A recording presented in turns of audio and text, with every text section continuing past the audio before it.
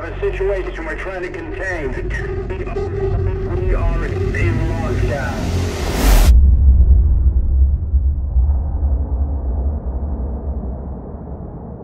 Ridley Scott's original Alien movie presented a really grounded view of the future. This wasn't holograms and touchscreens. It's chunky, analog push-button technology. This is a world of CRT, not LCD.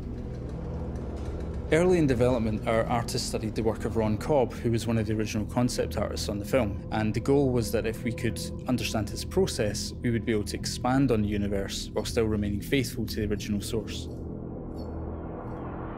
This lo-fi sci-fi approach doesn't just inform the visuals, it also has a big effect on how we design the gameplay.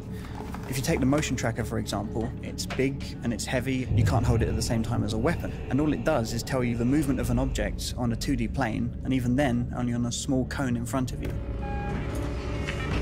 In order to stay faithful to the source, we set ourselves a rule: we wouldn't build anything that couldn't have been built on the original set in 1979.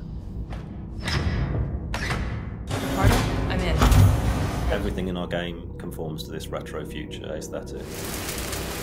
The first objective was to strip back the UI as much as possible. For the on-screen elements that we do have, we had to look at a lot of different options to try and recreate the softness and fuzziness that the technology of the 70s presented. The technique that we found most effective was actually to take gameplay footage and UI elements and record them onto VHS tape and play them back through an old portable television.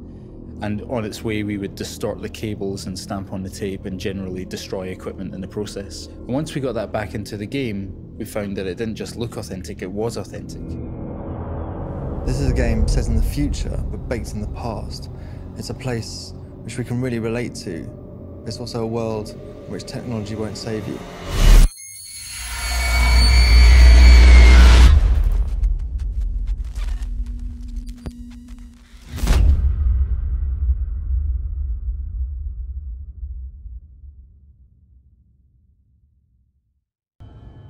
Sound is a massive component of any horror experience, and that's definitely the case with Alien.